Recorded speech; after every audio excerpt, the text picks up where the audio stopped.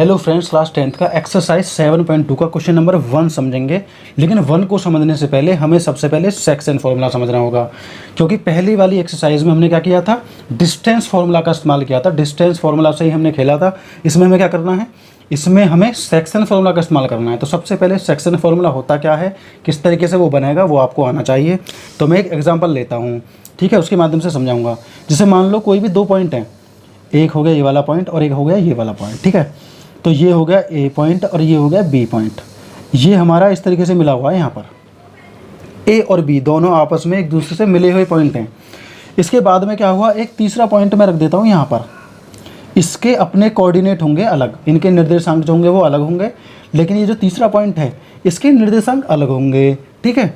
जैसे मान लो मैंने यहाँ पर रख दिया, तो अब ये 3 पार्टों में बांट दिया मैंने इस लाइन को। कैसे, देखो इतने इतने पार्ट, यहाँ पर 2 और बन जाएंगे। तो अगर मैं बोलूँ ये 1 है और ये 2 है, तो मतलब 1:2 में इसे बांट दिया गया लाइन को, ठीक है। टोटल लाइन क्या है, मान लो 3, ठीक है। तो इसका एक पार्ट ये रहा और ऐसे ही 2 पार्ट इधर बन जाएंगे। तो हम इसे रेशो में रख सकते हैं 1:2।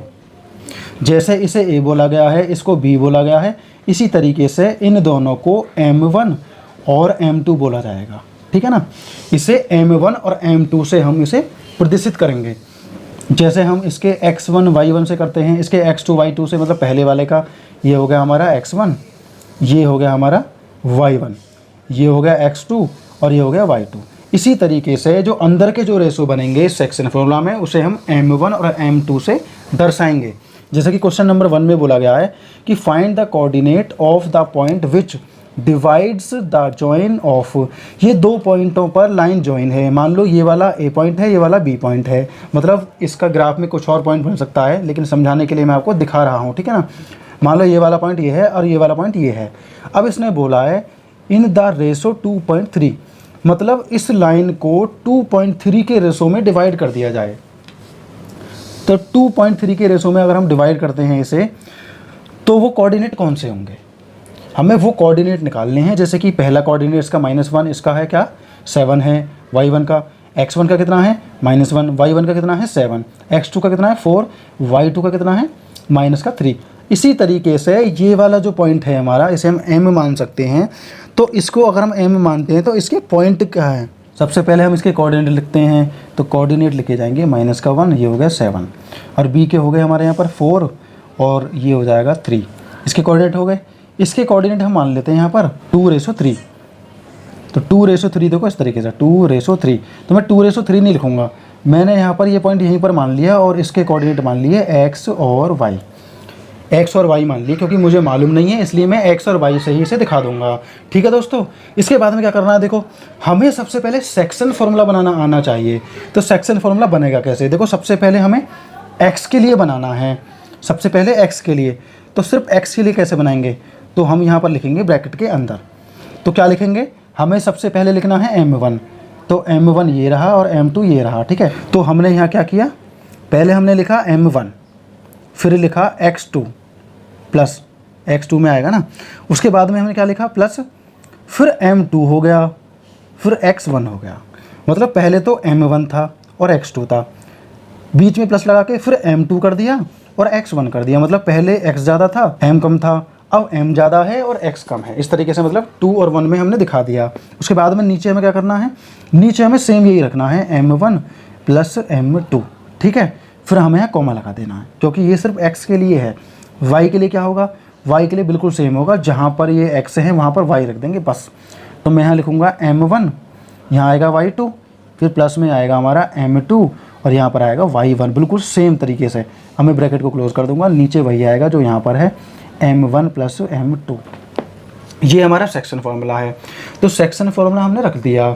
X1 Y1 X2 Y2 भी हमें पता है, और इसके कोऑर्डिनेट क्या है हमारे X और Y, हमें ये भी पता है। तो अब हम क्या करेंगे, अब हम सेक्शन फार्मूला में इसे रख देते हैं, सॉल्व करना शुरू कर देते हैं।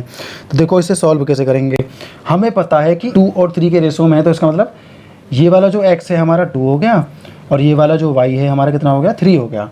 इस तरीके से लिखेंगे हम, ठीक है। तो हम लिखना शुरू करेंगे। तो M1 क्या है हमारा 2 है, तो मैं यहाँ लिख लेता हूँ, x y में नहीं M1 M2 में लिखता हूँ इसे, M1 और M2, M1 M2। तो अब m1 m2 इसमें रखेंगे, x1 x2 रखेंगे, y1 y2 रखेंगे और सॉल्व करना शुरू कर देंगे। तो इसके बाद में क्या होगा, देखो m1 क्या है हमारा 2, तो मैंने क्या किया 2 की गुणा करी किस में, x2 में। x2 क्या है हमारा, x2 है हमारा 4, तो मैं लिख देता हूँ 4 प्लस m2 क्या है हमारा, m2 है हमारा 3, तो 3 की गुणा करनी है किस में करनी है, x1 में। तो x1 क्या है माइनस का 1, तो मैंने ऐसे लिख दिया अपॉन का m1 m2, नीचे वही लिखना है 2 + 3, यहाँ पर कॉमा ही आएगा क्योंकि ये x वाला हो जाएगा कोऑर्डिनेट, ये y वाला, जो x वाला है यहाँ जाएगा, y वाला यहाँ जाएगा। ये रेशो रखने के बाद ही दोस्तों आ पाएगा, ठीक है एक्चुअल।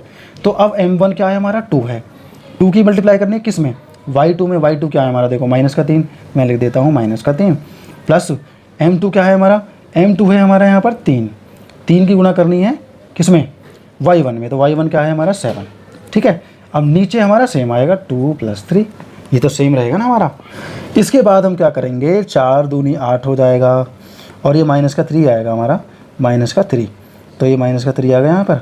नीचे हमारा कितना आएगा 5 आएगा, कॉमा 3 दूनी 6 हो गया, माइनस का 6 और ये प्लस का हो गया 21, नीचे हमारा 5 आएगा, ठीक है। यहाँ पर हमारा कितना बचेगा, 5 बचेगा, नीचे भी 5, तो ये इससे कट जाएगा एक बार।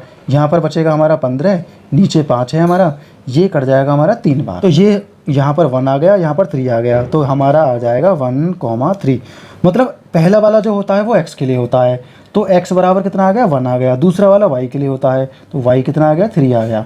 तो हमने इसके कोऑर्डिनेट निकाल लिए, तो ये कोऑर्डिनेट हमारे आएंगे यहाँ पर 1, 3, जैसा कि मैंने आपको समझाया 1, 3 इस तरीके से आएगा दोस्तों। तो ये क्वेश्चन हमारा इतना ही था। सेक्शन फार्मूला के आधार पर ये क्वेश्चन होगा। सेक्शन फार्मूला को बढ़िया तरीके से याद करने के लिए बार बार आपको इस वीडियो को देखना होगा। ये क्वेश्चन दोस्तों हमारा यहीं पर कंप्लीट हो जाएगा।